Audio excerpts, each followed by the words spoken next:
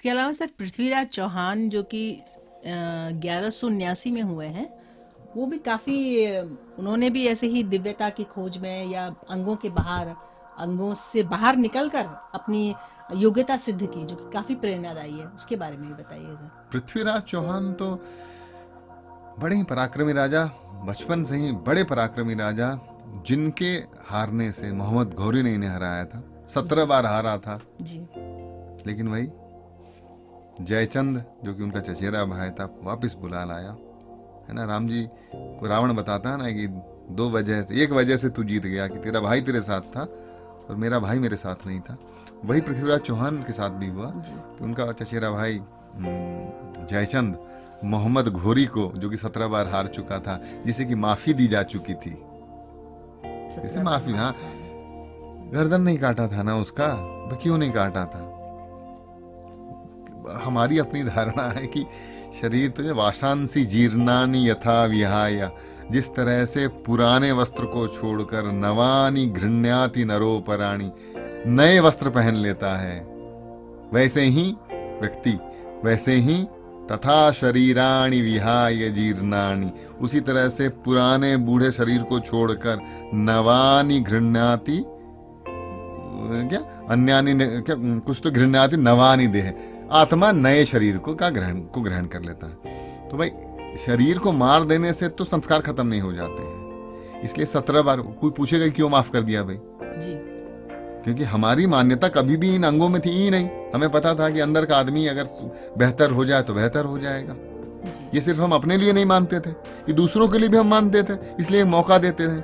बोलते हैं ना कि भाई, मैंने आपको बताया आचार्य चाणक्य वाला श्लोक, भाई बुद्धि में पंडित कौन, मातृवत परदारेशु, दूसरे महिला में जो माँ देखे, परद्रव्येशु लोष्ट्रवत, दूसरे की वस्तु को जो मिट्टी के जैसा, आत्मवत सर्वभूतेषु, अपने जैसा जो सब में देखे, सा पश्यन्ति पंडिता। तो ये तो हमारी धारणा है, तो हम अपने जैसा दूसरों में देखते हैं। भाई मौका एक देते हैं कि भाई हो सकता है कि तुम एक बेहतर इंसान बन जाओ। शरीर को इसलिए मारा नहीं जाता है, इसलिए पृथ्वीराज चौहान ने 17 बार छोड़ दिया उसे। अगली बार जयचंद बाबू ले आए, सारी कमजोरियां बता कर पकड़ ले गया मोहम्मद घोरी पृथ्वीराज चौहान को और बोला कि अंधा करो पहले इसको, दोनों आंखें फोड़ो इसकी। तो सरिये डाल दिए गए आंखों में, जगह जगह से कमजोर कर दिया गया, घसीटता हुआ लिया गया। उनकी पत्नी के साथ भी बड़ा बड़ा दुर्व्यवहार किया गया, मतलब कि वो सिर्फ बोलने योग्य नहीं है, सभ्य समाज में तो बोलने योग्य भी नहीं है।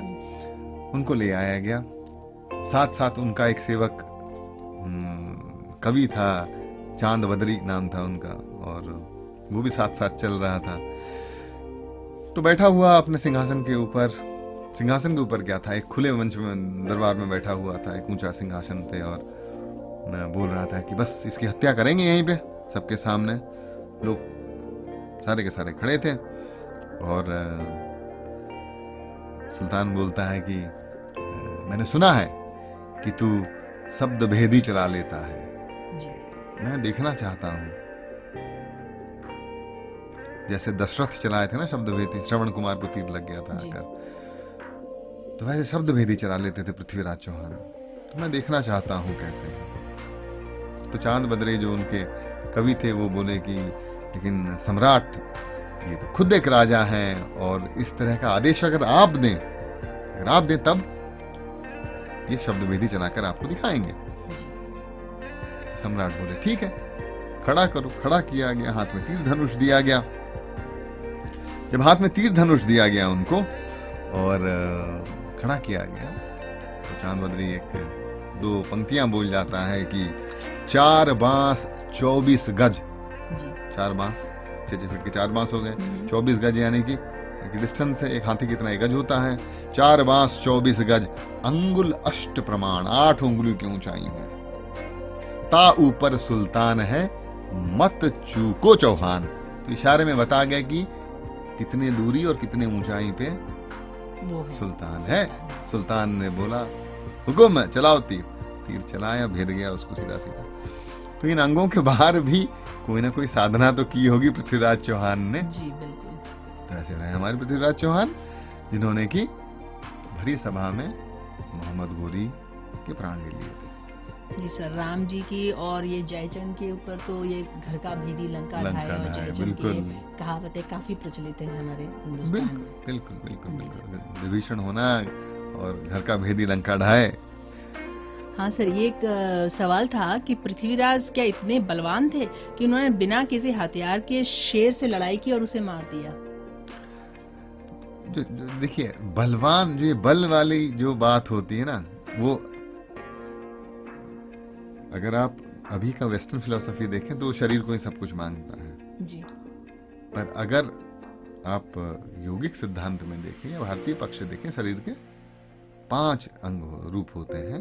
एक अन्नमय कोश, मस्कुलर बॉडी, जिसको कि हम शरीर बोलते हैं, बल बोलते हैं। दूसरा प्राणमय कोश, तीसरा आनंदमय कोश, चौथा विज्ञानमय कोश। इस तरह से 5 लेयर होते हैं। तो शक्ति सिर्फ इस अन्नमय कोश की नहीं होती, शक्ति प्राणमय कोश की भी होती है। शक्ति इस बात की भी होती है कि आप अपनी बुद्धि का प्रयोग कैसे कर पाते हैं और कितना धीर है आपका बुद्धि। ये सारी की सारी चीजें एक दूसरे से जुड़ी हुई हैं। उदाहरण के लिए, जब आप डर जाती हैं तो कभी आपने देखा है कि आपकी सांसें बड़ी तेज हो जाती हैं? जी, बिल्कुल हो जाती हैं। धीर सांस में कभी आप डर सकती हैं? संभव नहीं है। यानी कि आपके मानसिक स्थिति का और आपके निर्णय लेने की क्षमताओं के ऊपर आपके सांसों का भी असर पड़ता है। जी, बिल्कुल।